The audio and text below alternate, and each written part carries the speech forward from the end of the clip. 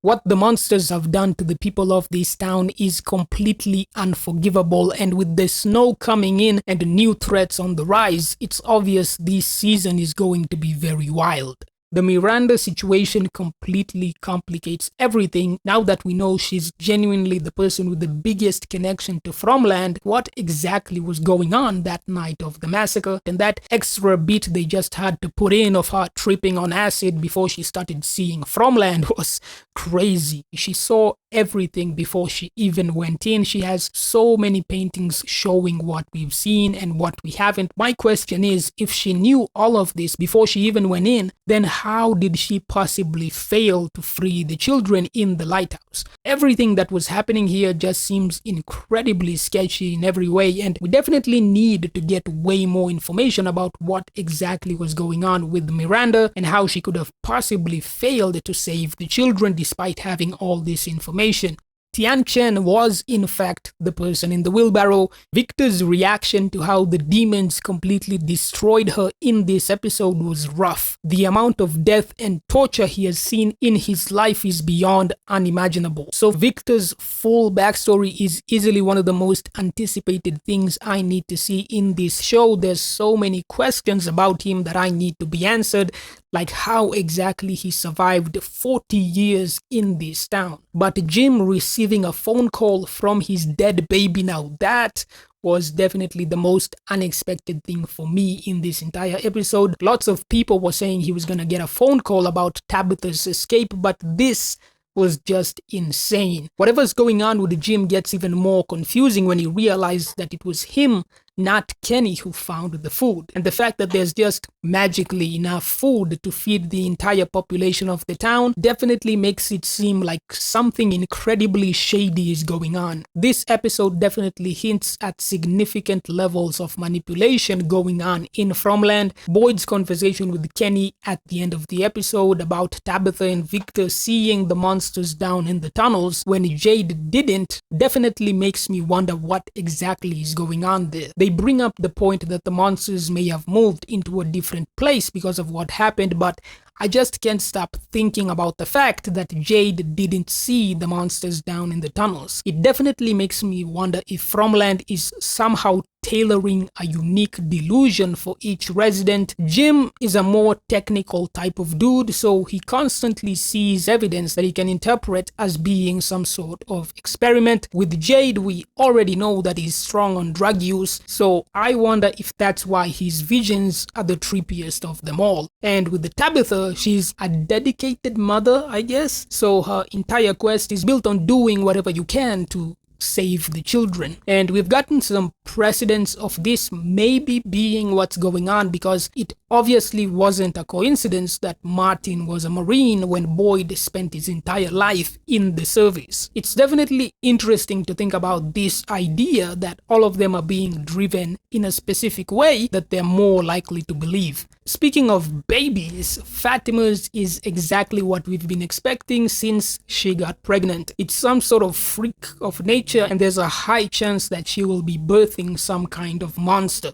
Could this be how the monsters are created? Or maybe this is what that freaky child in the caves was. It's hard to say, but the fact that it's joyfully eating the fruits of the poisoned soil, whatever this thing actually is not good for anybody, and that it's probably a demon of some kind. Kenny coming back to the town and being so happy that they found food was just painful because he had no idea of the brutal torture his mom went through while he was away. But what happened in the diner with the jukebox is definitely suspicious. The way it started playing that song was clearly meant to rile him up. And this jukebox was also what ended up convincing Boyd to venture out with Sarah. And we know that he got infected with the worms because of doing that. So we've definitely seen signs that Fromland might be using this thing to manipulate the people of the town. Donna has one of the best scenes in the entire show when she asks Boyd if saving a bunch of animals was worth Tian Chen's life, and the answer is a resounding no. I love this conversation because it's exactly what I was thinking when they were out there chasing the livestock like a bunch of clowns. Donna was completely right. Saving people and keeping them alive is what matters. So risking your life for literally a bunch of sheep is the dumbest thing I've seen in a long time. But to be honest, Boyd isn't to blame for Tian Chen's death because she came out on her own free will, and then instead of going back in with Jade, she went out to help Boyd. So even though what they all did was dumb as hell, I can't blame Boyd for her death specifically. The characters in this episode were genuinely saying a lot of very smart stuff. Like Kenny talking about burning the monsters was pure joy to my ears. Kenny seriously needs to keep up this same energy for the entire season. The people of this town don't have enough anger in their hearts. They are far too docile like a bunch of sheep. Kenny being full of rage is exactly what I need to see in this show.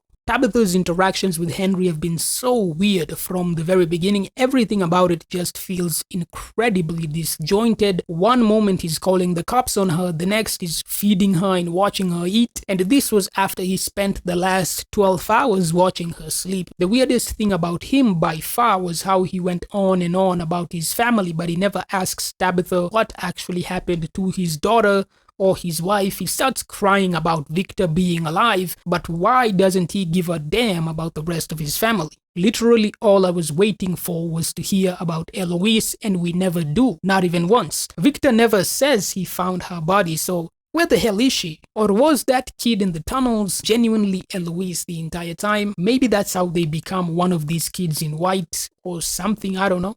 The ending of Jim getting a phone call about the dead baby and Tabitha having that weird reaction to that painting of the boy in white is very weird and can definitely make someone theorize all about how their dead baby was the boy in white all along.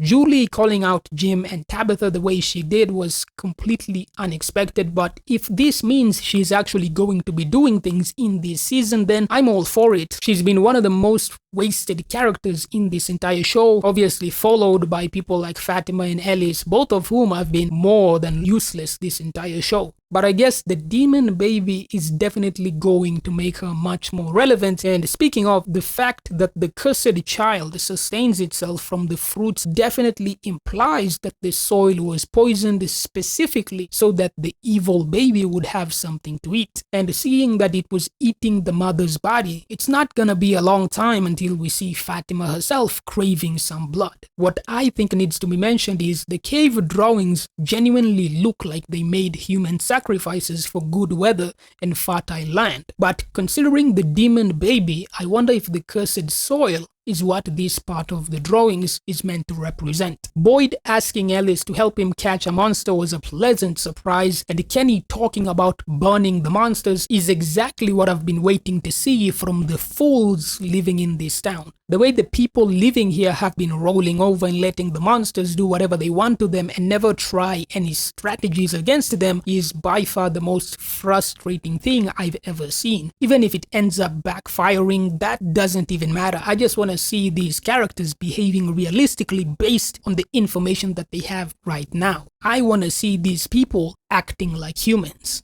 One thing is, Miranda also said that Fromland is a nightmare that people can enter from anywhere. This obviously supports the idea of an alternate dimension. It still doesn't explain why only people in America have been ending up here, but she also thought she was specifically chosen to free the children, but her not being the first and the fact that all those other people clearly died, you can definitely say that everything Tabitha is going through right now is all some kind of great manipulation. But the entity isn't the only one good at manipulation. The From writers are also very good at doing this. So watch this video I made talking about how this show seriously suffers because of the quality of the writing.